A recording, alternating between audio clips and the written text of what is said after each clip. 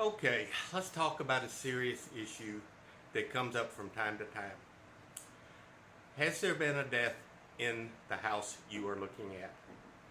Now, there's many facets to this issue, both from the buyer and from the seller. If you are a buyer and this is a serious concern for you, then you need to ask, has there been a death in this house? Now, here's the other thing. Just because there's a death, it could have been a natural death as opposed to a violent death.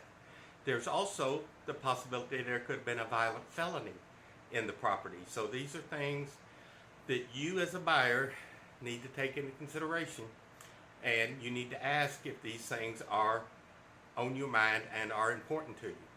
Now, as a seller in this state, you are not required by law to disclose the fact that there's been a natural death, or there's been a violent death, or that there's been a violent felony. However, my advice is disclose, disclose, disclose.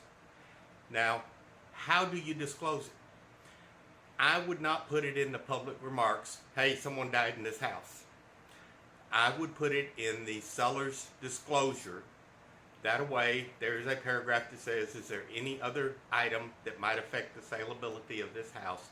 And you could just make a note, there was a peaceful death in this house, or there was a death in this house. How you word it.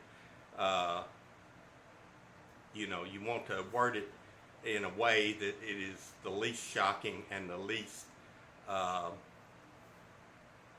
objectionable, but you want to be honest. So my advice would be, if it was a natural death, just to put down a natural death has occurred in this house, and leave no other details. If they want details, they need to ask for it. If it was a violent death, I would just put down there was a death in the house, and then again the buyer needs to ask for the details if they are concerned about it. So disclosure is always important. You can't really get in trouble for disclosing something, where you sometimes can get in trouble for not disclosing.